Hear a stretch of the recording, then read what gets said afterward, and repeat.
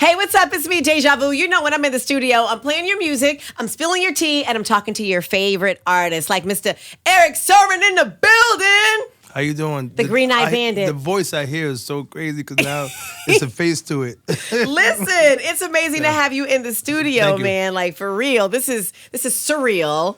Thank you. Hearing all of your music throughout the years, of course, one half of EPMD. Yes. And now you're doing this new project. Talk to us about it. I know you stepped in what is it? Dynamic Duos. This is the new the new album, but the new single with Salt and Pepa is amazing. Oh, thank you. Appreciate it. It's amazing. I'm happy for the girls. Yes. All right. So talk to us about what you've been up to. I saw you recently performing. I think it was like maybe at the beginning of the year, maybe late last year. You were doing something. Yeah. EPMD was performing at one of the shows. Well, the Hip Hop 50 had happened. Yeah. So I started off with the BET Awards first with Redman and Keith Murray. Then I ended up doing Yankee Stadium in Madison Square Garden, and just the Hip Hop 50 thing. Just doing what my part was for the 50, to go out there and perform some shows. What was that like? Because 50 years of hip hop and you all were like in what we call the golden era, right, and you're still in here progressing. Was it like surreal for you? Well, it's good to see the colleagues, everybody, and that's what was really the fun part about seeing everybody. And but stuff that we've been doing since we was kids. So that's all it was like just out there doing what we do as adults now. So what happens now? Was that like just an energizer boost for you, or are y'all going to continue to do more collectives, do you think? Nah, I just think that EPMD toured in the beginning. Yeah. That wasn't really my thing. I was always a producer, was doing music. I always was producing this entire culture that was see as R&B and rap. So, I always liked this better. So I just kind of like slowed down some. COVID slowed all of us down. Of course. So, but this project I had in my head for like almost 8 years or something like that. Really? Like I had the idea before that, But then when COVID came, this is before I knew about Hip Hop 50. 50. I was already like, there was something missing. They had got rid of all of us. And some of us ain't like others that can go in there and just create when they want to create. So I just said, no, I go create them. Okay. Because again, at this age, we all still, we here too. Exactly. Say it again for people in the back. We are still here. We're here too. So the people who, we got to keep going back to their old music, but Charlie Wilson understands what time it is. And absolutely. So people, it has to be more than that. So. But it seems like it's different for hip hop artists, though. An R&B artist can get more love, but it's like for the hip hop artists, it's almost more challenging. Because even a rock artist, Aerosmith, Steven Tyler can walk into a studio in 5 minutes and but then what about for hip hop artists? Different. It's the fact that us as a people, you already know, Deja, this is how we are. Yeah. And I don't know when it's gonna ever get right, but all I know that I felt that there was something that was missing, and that I'm gonna go back and get the people from the era who people remember and make records on them. Love it. And that's what I ended up doing, and then it turned out to be something great.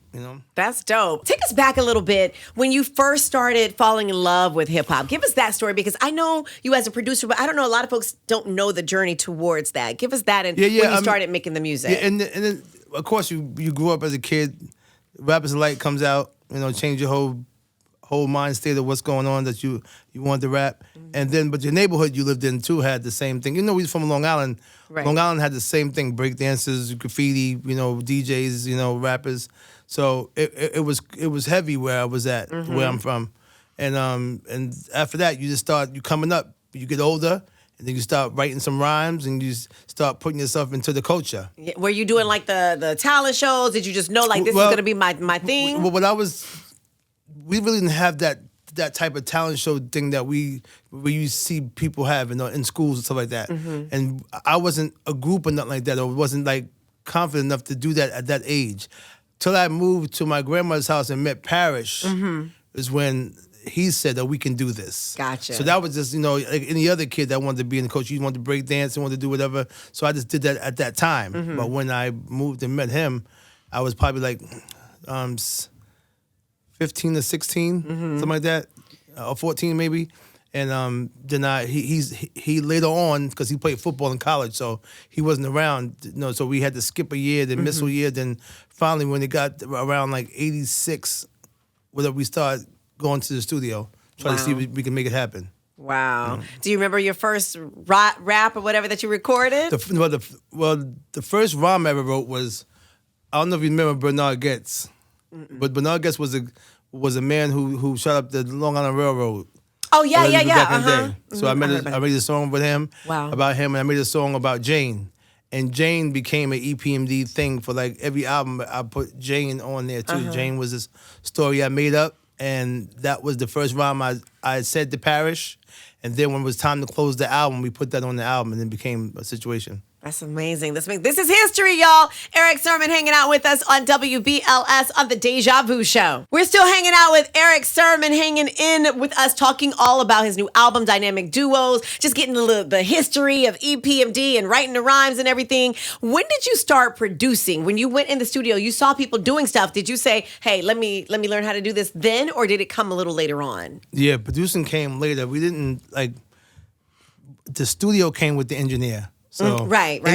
In the beginning, everybody used the engineer. I don't think that anybody really came in knowing how to, because Marley invented sampling. So which is crazy. Marley's here at the station. Right. It's just mind-blowing. So without him doing that, there's no format yet. Gotcha. So at the end of the day, the engineers was the one that was engineering the session, but also working some of the equipment. Because we didn't know everything. I knew how to play a bass line, I knew how to do certain things, but we knew what we wanted to hear. But as far as having the sampling machine and stuff like that, we didn't have none of that. So I knew that we was producers when somebody said that, oh, y'all are also producers. Because this is stuff that y'all brought to the table, is your ideas. Then I got a machine 3 years later, and I became a producer. So you just went into that. Which one do you love better?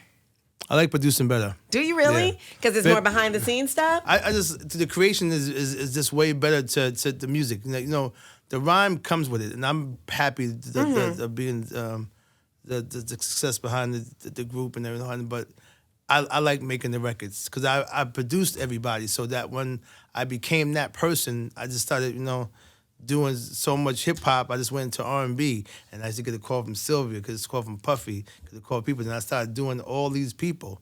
So it went down from Jodeci to D'Angelo, to Chico DeBarge, to In Vogue, to I don't think I knew all of that. Blackstreet, to Brownstone. It didn't matter. Whatever that was, since we don't have no phones or nothing like that, people only have to see me through the Google and see that, okay, I had no idea you did that. Absolutely. I had no idea you did. So I was doing as much R&B as I was doing hip hop. Now, see, that's news to me. I did not know that. But you have a love of music, which brings me fast forwarding to like maybe the 2001 era when you sampled and you did the Just Like Music thing. Yeah. That was like a whole rebirth, it seemed. Like, what the heck? It was like, when I'm telling you, I was starting a radio station at that time. Right. I was PD. And when I tell you that was a power record for us when we launched the station, and even 6 months later, it was so huge. Yeah. How did that come about? And what was that mind process to get that song to turn it into that hit? Midnight Love, of course, everybody had Marvin's last album. Of course. And we played it a lot in the house. I was 12 years old. And we played it a lot. So one of my friends, Carolyn Robbins, knew that was one of my favorite albums. She happened to be in Europe day, and all of a sudden she says, Eric, I found an a cappella album of Midnight Love. I said, stop lying, you crazy. So she was playing me over the phone. So she was in Park Slope. So I'm an hour away. I drove to Park Slope, picked up the album, and brung it back. Wow. I put it in. I know what Turns Some Music sound like, but it don't sound like the versions that I had. I played it all the time. So when I played it, I'm like, it got different type of melodies in here, and some parts was open I didn't pay attention to. So I made the beat from the Caribbean song. I took the bass line note from it, played it, made the beat first. Then when he's like, darling, your love is just like, it came around. And when it came around, just like, I'm like, okay, I'm gonna sample that. And so I did that. Then I'm like, okay, well, I'm gonna do it every 4 bars, and I'm gonna rhyme in between. Then I'm gonna act like Marvin's here with me, and I'm having answering me like me and him is talking. So that's what I was doing. So when I laid it down that night, The version you hear is what I laid down that night. You did like one take of that whole thing? No, it was like 4-hour session. But still, that's one night. Yeah, one night. Wow. I kept it. But the thing about it so crazy, my boy stole the CD out of my CD changer. The record was never supposed to leave the house. I made it for my personal usage, not thinking I'm going to get Marvin Gaye cleared or be a record. Right. I made it for me. He took it, happened to be in Clear Channel, some convention in L.A. Yes. Everybody at Clear Channel radio. Right here, one of them. This and that. And then a lady comes and said, yo, your Marvin Gaye record was a hit. So now I'm like, how is she here? There's no way in the world that could be possible, knowing that my man stole it. So him stealing it gave me the other life. That's crazy. So that was like a whole rebirth in your career at that time, because were you doing anything in between? No, we had left Def Jam in 99. Yeah. 2000, so it was like a 2-year period. But I was still producing because I still was doing Red and Method Man. You were producing, but I'm saying for you though. Oh yeah. For me, no, I was not doing no rhyming. I was just doing more producing like I always do more producing. And then that came around. Yeah. So 2001, Such then that came. a major hit. It was, I mean, we still play it now as a recurrent. That's like a classic joint now. Isn't that crazy? It's crazy that there's 20... It's 20-something years. 2001 means 22 or 23 years old. Yes. 23 years old. That's crazy. And still... people be like, yo, that song you made with Marvin Gaye? I'm like, that was 23 years ago. Can you believe it? And now you're still reinventing and repurposing things. I love that. What do you think about the new artists now, as you are, you've gone through different eras in this whole hip-hop game? What do you think about the music state now, and even producing? I just think that, again, we just need more of that because we have so much of this.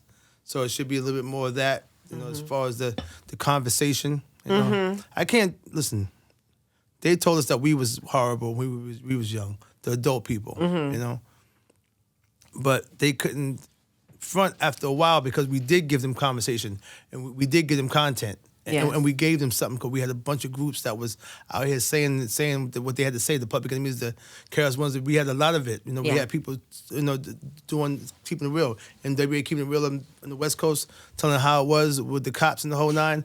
But I just feel that it just should be more creativity, meaning that not the same subject.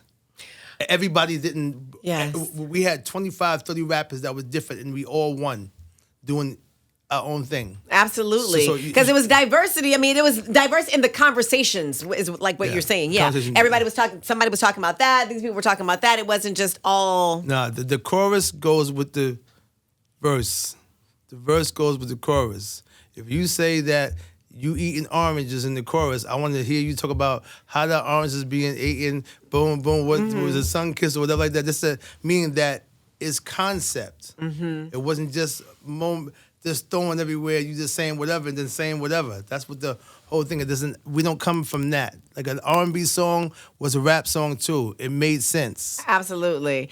What about the production style? What do you think about the production now as far as some of the young hot producers? Have you, or even the hip hop artists, have you worked with any of them, or do you desire to work with any of them on their projects? I just think that I like what the hip hop and the music is doing. It's just the content. It ain't the music. Yeah. Again, some of it might be, sound the same, but again, the technology makes it dope because now people are trying things, so it's kind of ill. It's just the conversation. Yeah. That's all. It's just like, again, it's just like you can change the narrative up because I heard Nina Simone say that every artist is obligated to say something while you're famous.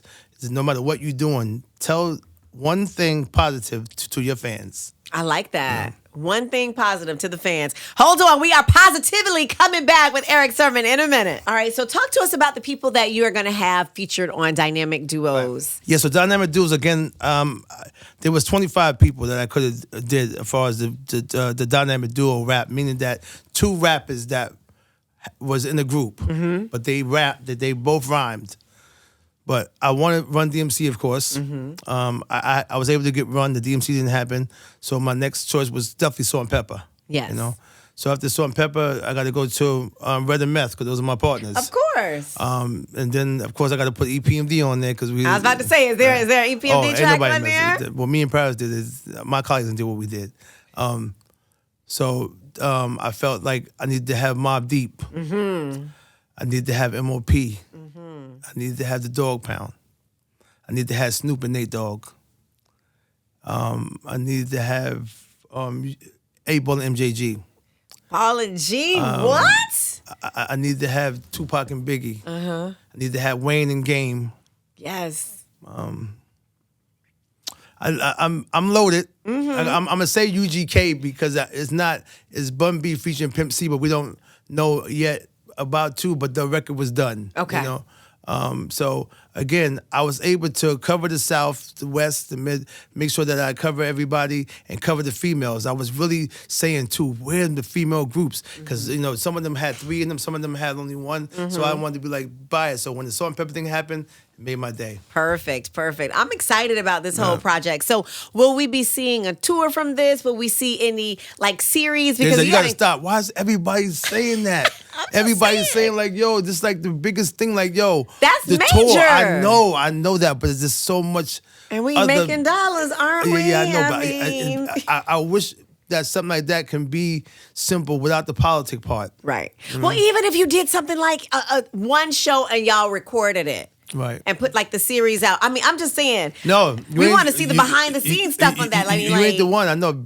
I messed up by not be doing behind the scenes of Dynamic Duels. I messed up big time without doing that. But again, that tour thing came up every time so far. See, well then it must be something. If I'm repeating it and somebody else is repeating it, it must be meant for something. Yeah.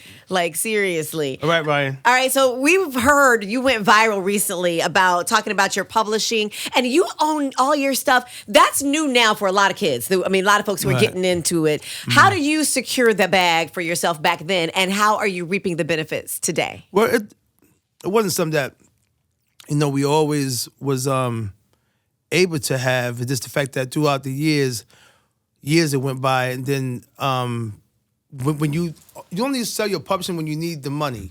The money make you, you know what I'm saying? But like, damn, I get a publishing But deal. some people they don't even have it when they start. Right. Because how did you guys get that?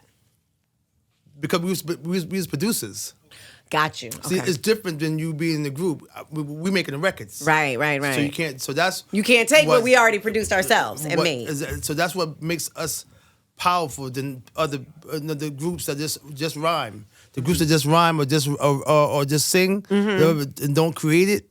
Yeah, that's different. But when you make it, that's why we was able to have somewhat of ownership in the beginning, and then after a while, then it reverts back to you. Just like the masters, if we revert back in another year and a half, then you really got power. Wow! So don't forget, I'm doing this on regular without owning masters. I'm just giving people to tell the young kids that was doing the deals just to make sure you put your publishing back in there because again, it could happen to you too. Isn't that? I'm only giving you what happened with the Metro Boomin record. The same thing happened with the Mario Winans record. Hold on. He was like, wait a minute, you just heard about Metro Boomin and the weekend. I was just you eating off all of that? It doesn't matter what it is. It's anybody that uses your situations. You're going to get paid from it. But certain stuff, like when the commercials come out, I'd be like, yo, damn, why I ain't get a commercial yet? You know? Because that's also, when you got a commercial on TV and somebody licensed your stuff, is you're good, especially ownership. But my stuff goes to Power and goes to Raising Canaan and stuff. And so all that 50 show, my stuff is on there. But it doesn't be the same when you have a song out there, right? And when the biggest streaming person in the world is The Weeknd, there's no way you're not going to see that type of money, right? You're seeing it regularly with the stuff that you regularly get. That comes on a regular basis where it might be something in the $30,000, $50,000 range, but this up here, since he's so big and Metro Boomin's so big, just for that too. Don't forget they used it for the Masked Singer, so everything that was coming in the time again. So what was it like when they came? Were you surprised? Were you like, oh snap, they want to use my stuff to use it for the Masked Singer and even for the weekend? They call him for everything. So listen, I just know that having some publishing will keep you living like somebody who got retirement. That's why all the arguments. That's your 401k. That's why all the arguments be that you saw in history about publishing. About look at Snoop. Can you imagine? He never saw it. Isn't that crazy? All that writing, all that success, he never saw it. I know. So imagine, now he's a multimillionaire. Of course. Without that, but I'm saying, but you would never think. Jesus Christ. But I think it's also because folks just didn't know. Well, they may have known, but people were too busy trying to live the life. You got to think about that. Weren't y'all, hey, we at this party. Well, I don't know about y'all, but I'm saying they turning this up. It was just like, again, nobody going to teach you about money. And that's the messed up part about it. But you're breaking it down so people know. Get your publishing. Yeah, my whole thing is the fact that they know from my titles is strictly business, unfinished business, business personal, business as usual. We found out it was a business early. And I've been with every label, so I was able to go around and do things, but also hand in the work because I got the check. But sometimes a lot of people was getting the check and wasn't handing the work in. So that's why people was like, how does Erick get all them deals? How did he move around? How did he sign all these people? It's because once you do your job, it doesn't matter if you failed. You did your job. So they still give you... Still got paid. No, but they keep giving it to you because they know that you're going to do the right thing with it. Right. So that's what makes the whole thing, too, is like, yo, you just do the right thing with something like that. It's the same type of effect. And you get a great reputation in the industry, and so they can rely on you. Exactly, and that's what's happened to me. No matter what, he going to deliver, give it to him. So how long does it take for you to craft a sound? I know we talked about the one with just like music, but what about something else? If you're producing for somebody else, how long does it take? Or do you have a concept? We're in the studio, we're working. What do you do? What's your method? The vibe is, listen, without the vibe, nothing's going to happen. You have you have to click with that person? Well, if I'm in the studio with the person, that's something different. But usually when you sitting there creating, you either you going off of samples or going off of ideas you might have heard or might have saved. But like, you ever see Biggie when he says, "Get the girls and give me some Hennessy and get the weed, whatever." You got to create a vibe. People think you can go in the studio and just go in there and create. You can't, because you're gonna do 2 hours worth of talking before you even press a button. Right. If somebody's in there, because the vibe has to be set. Stuff got to be on, music got to be on, the TV, whatever. People got to be talking. It ain't like, what you think it is. When you're younger, and when you was young, it was new. Yeah. You could be anywhere in rock. But nowadays, or people that, after a while, when they did the second, third, fourth album, you can't just walk in and just start doing records. How did you decide to work with Keith Murray and Redman? How did the whole Hit Squad, how did y'all all form that bond and that unit? Yeah, the Hit Squad was just, again, EPMD was out. Yeah. Solo was Paris's friend, so K Solo was already around. Then I met Redman at Club Sensations in Newark, New Jersey. Newark was like way bad back then. When you go to that club, you was getting your chain snatched, robbed, everything. So I met Redman there. So after that, Reggie became the artist. No, we met DOS Effects at a Virginia talent show. Oh wow! And then, but I had met Redman too at that club. So now, it's EPMD, DOS Effects, Solo, and Redman. And we like, yo, check this out. We all 4 on the Billboard charts at the same time. I mean, we was dominating. That's why y'all were the Hit Squad, man, for real. And then the group broke up, and then I formed the Def Squad, which was me, Redman, and Keith Murray. Right. And then Method Man, How High, and them started coming. Were you producing all that stuff too? I did everything on How High 1, How High 2, all of it. Did I know that? I don't think I knew that. I got to go back and I did my little research, but I think I might need to dig a little deeper. There's people can talk about what they did, though, but they didn't do what I did. Give me some more. Give me some more stuff. I just never, again, to talk about the situation because we don't have all this. But when people talk about production and records that because I was doing this by myself with not only just the people outside, my own crews, and having 50 Cent in my basement early, having these people, Rick Ross sleeping on my basement floor. All these people, they was under me, all of them. Wow. So are you still cool with all them and moving and, producing things? Everybody's doing them. But again, the time happened. So then 2 years ago, I was with Dre. So I went down there. We did maybe 5 or 6 records. How was that working with Dr. Dre? It was great. Because you knew them from back in the day, though. Right, but I never sat down like that and made records with him and for him. Now, do you guys have similar processes when you're in the studio, or does he go a different? No, whole his process different? is definitely something different, but it was fantastic. Was it like magic? Yeah, it was something that, again, because they always put us two together. That's the East Coast Dre or the West Coast Erick. So again, the type of styles we had was almost the same. So at the time too, and then I ended up with Kanye West in L.A. for months, and then went to Italy. Oh yeah, so you worked on Vultures. So tell me about. Well, Vultures wasn't what I was working on. It turned into that. It was another project? It was Kanye West's solo record. Oh. And then when I went to Italy, when I came back from Hip Hop 50, I went to Italy, then that's when the Vultures was being formed. I didn't know about that. Gotcha. Now, did you know or have a relationship with him prior to all this stuff? It's all music. It's all, not a relationship, but again, of course we know each other, Yeah, that's crazy. So now what happens with the project and the stuff that you worked on there? Will it There's still... tons of people working on that. He's so much music, you don't know what.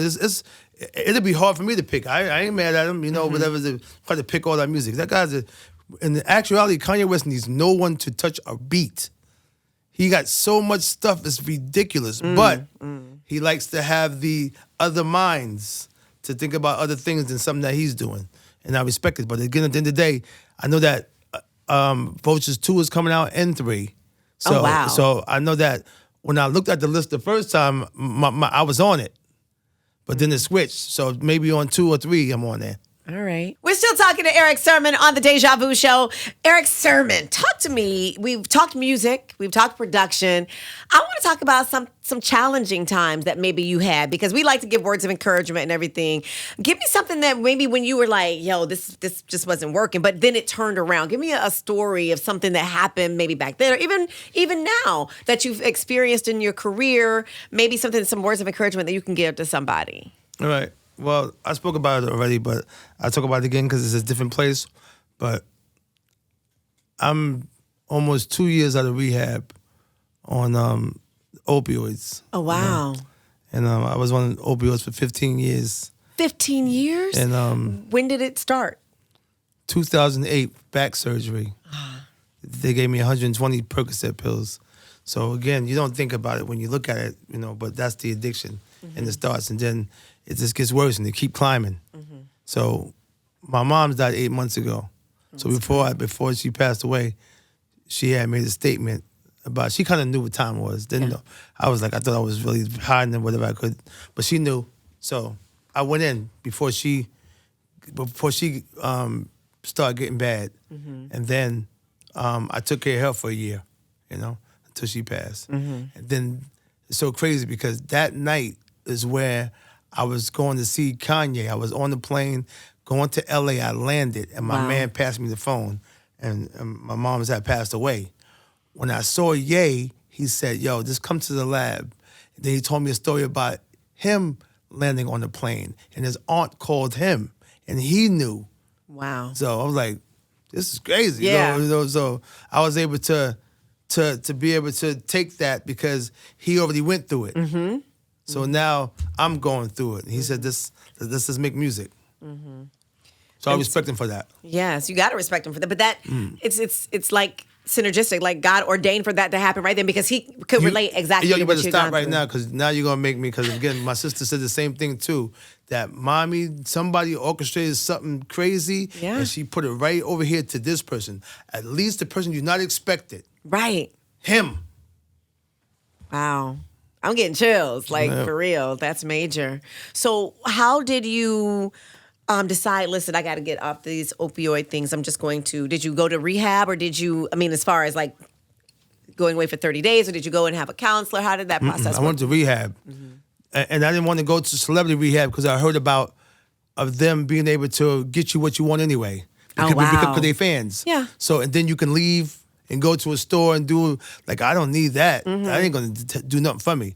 So I wanted to be in population with the people. Right. And it was the dopest experience of my life, meaning that to meet those people, to see with them, go to meetings every day, because it's meetings from 9 o'clock to 3, where it's break, then lunch, and then from 5:30 to 8. So it's a whole schedule. Sunday through Sunday. Wow. So you do all that, the readings, and then people come in on Wednesdays and speak to you from outside. Those people who were addicts and they speak about their lives. So that thing was something I needed, because again I was like, so people was like, trust me, it was crazy. People were like, yo, what are you doing here? Like, I'm here because I'm an addict. So that was the part that was really, they wasn't understanding. And I was like... Because we used to see you on the screen doing this and that. So to me to humble myself, it wasn't even about that part.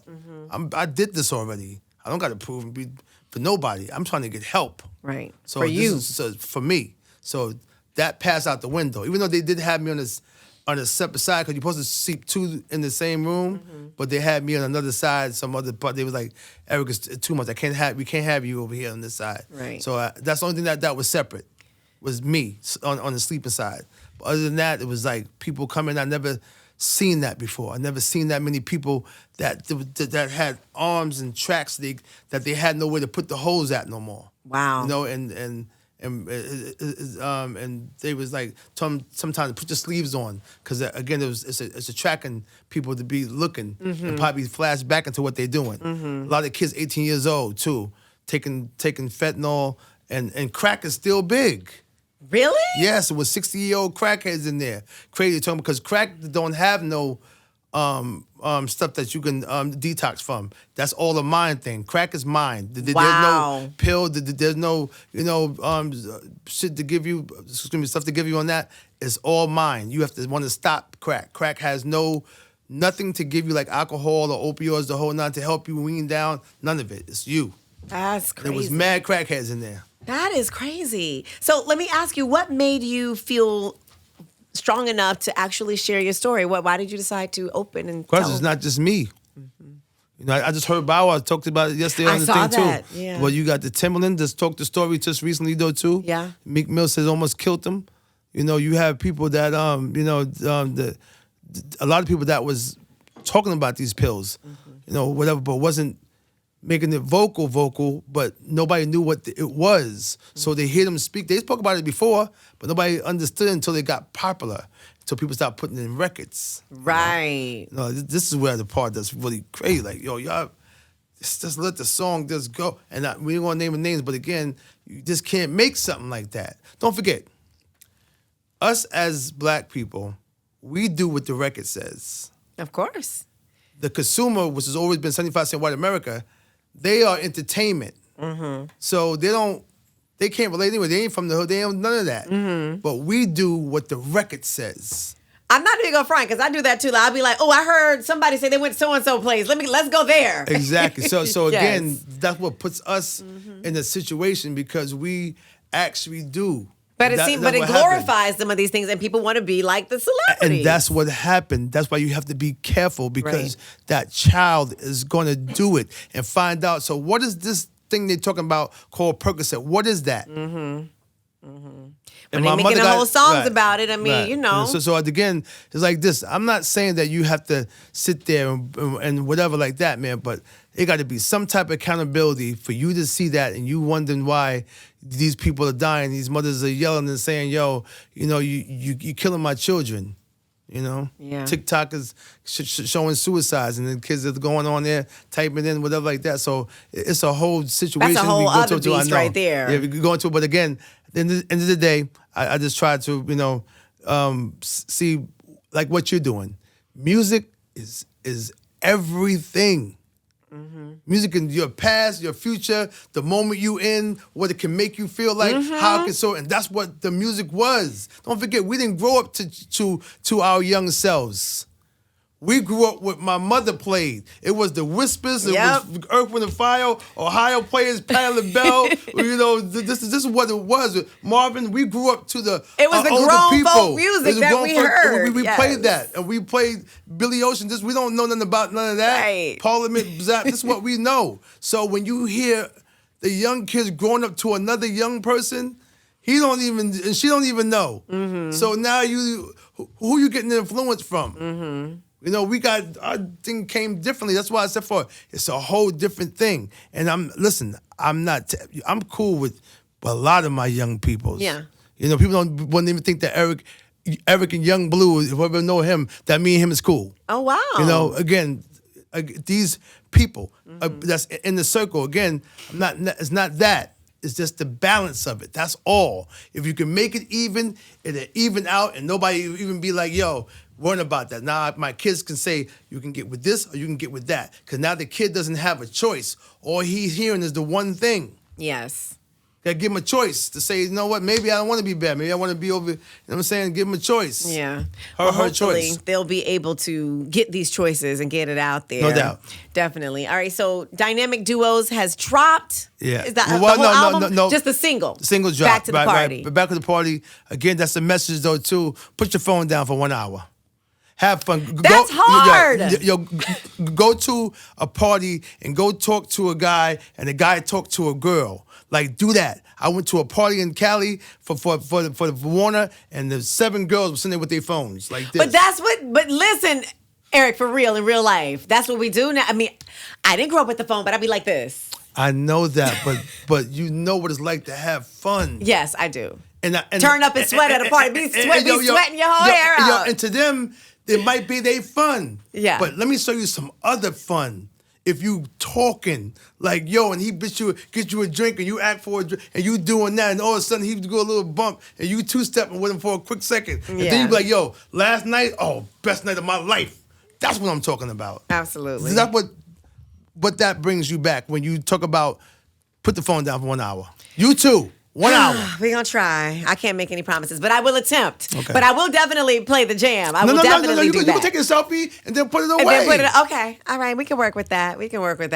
And so, future, where am I going to see you this summer, this spring? Nah, I mean, like I said before, this is my concentration on. I'm here to bring out new talent. That's my new thing. So people who see me on my Instagram, ERICK_Sermon.